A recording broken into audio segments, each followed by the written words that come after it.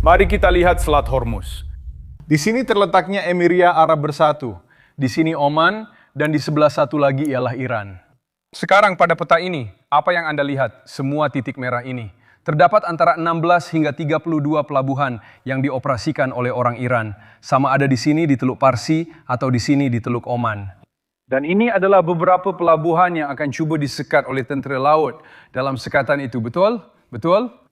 Cuba memaksa Iran bertindak. Kami telah tunjukkan ini kepada Anda semalam. Kembali ke titik ini. Dengan penanda kuning, saya boleh tunjukkan apa yang Iran mahu lakukan dan bagaimana perdagangan biasa telah berjalan. Laluan pelayaran ini melalui Oman, Emiria Arab Bersatu, dan Iran yang terletak di hadapan. Dan inilah yang orang Iran mahukan di sekitar pulau ini, betul? Namanya Lara, apa yang orang Iran ingin berlaku. Namun inilah yang kita lihat sekarang.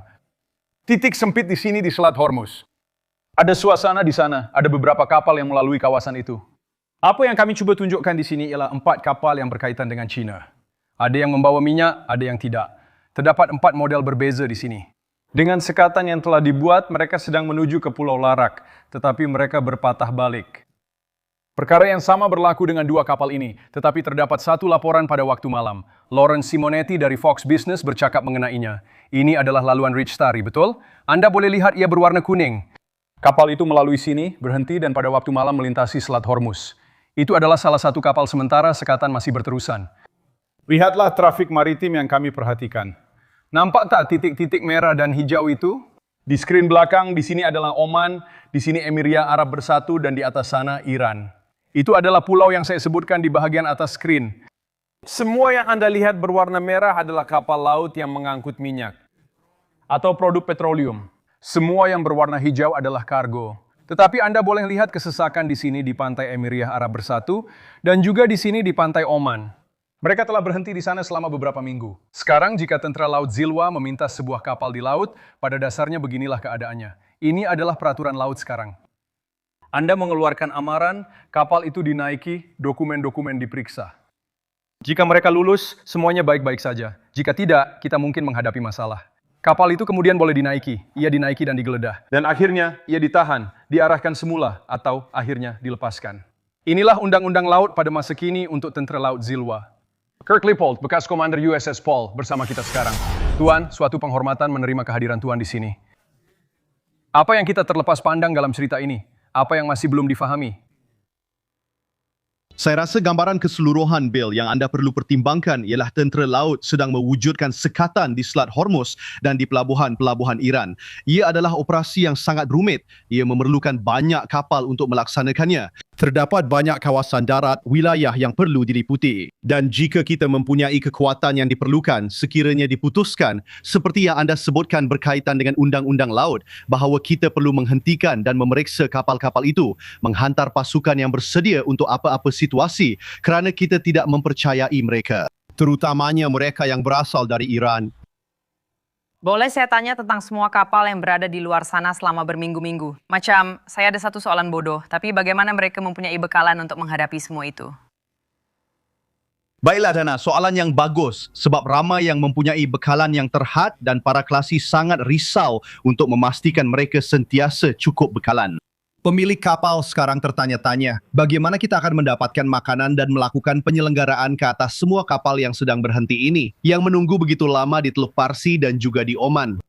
Jadi saya rasa tentera laut memang memberi perhatian kepada perkara ini. Mereka bekerjasama dengan rakan-rakan di Arab Saudi, Oman, Emiria Arab Bersatu untuk memastikan kapal-kapal ini menerima sokongan yang diperlukan dan para kelasi dari pelbagai negara ini mendapat bantuan. Tetapi pada akhirnya kami, Tentera Laut Amerika Syarikat, mesti meminta Iran bertanggungjawab atas apa yang telah mereka lakukan dan membawa mereka kembali ke meja rundingan.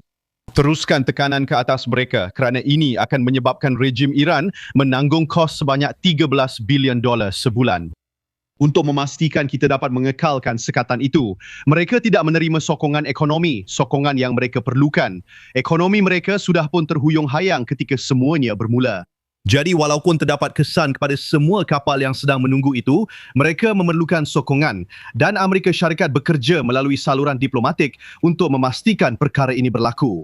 Saya akan bersetuju dengan apa yang saya petik sebentar tadi apabila pegawai itu berkata bahwa sekatan ini benar-benar menakutkan Iran kerana ia mencekik ekonomi mereka. Saya baru saja berbual dengan Brian sebentar tadi. Ini adalah permainan catur dan setiap pemain sedang membuat langkah mereka. Saya rasa kadang-kadang saya memikirkannya dalam tempoh 24 jam. Ini skak, dan itulah yang kita sedang lihat. Tuan nampak dengan cara begitu. Sudah tentu, Bill. Sebenarnya, saya rasa Amerika Syarikat sedang memikirkan lebih jauh daripada itu.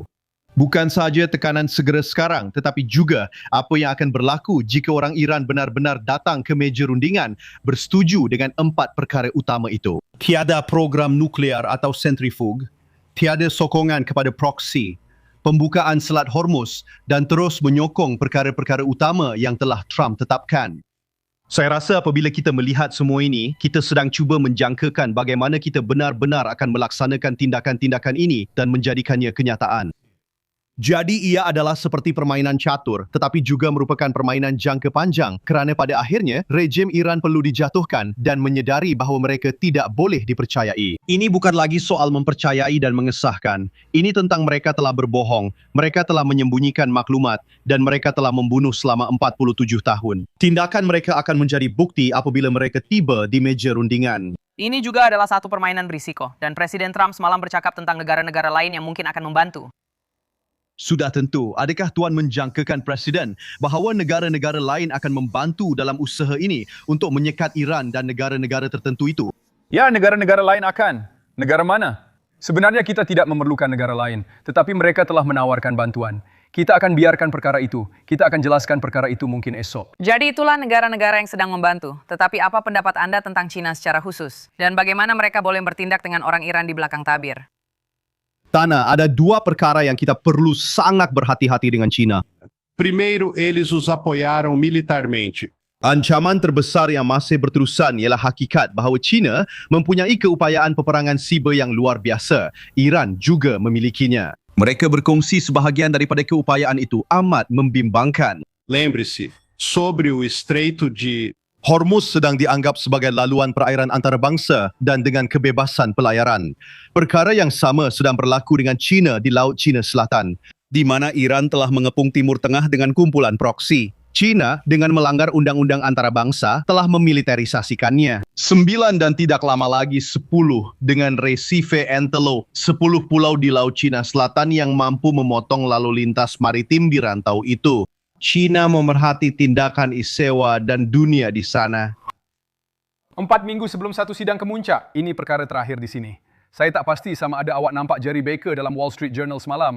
Dia menulis satu editorial yang tegas di mana dia pada dasarnya berhujah bahawa pentadbiran ini sedang bertindak secara improvisasi dalam perang ini. Awak setuju dengan itu? Atau awak nampak perlunya lebih banyak imajinasi bergantung kepada apa yang musuh lawan awak lakukan? Saya benar-benar tidak setuju dengan itu. Saya rasa mereka sudah ada rancangan perang yang siap selama bertahun-tahun, baik di Komando Pusat maupun dengan Komander Armada kelima. eles estão exercitando isso. Tapi seperti dalam mana-mana konflik, Mike Tyson pernah kata, semua orang ada rancangan sampai mereka kena tumbuk. Hakikatnya, kita cuba buat rejim Iran hentikan program nuklear mereka. Akhirnya, mereka tak lakukannya dan kita sedang menyesuaikan diri. Menyesuaikan diri di tengah-tengah konflik adalah sebahagian daripadanya.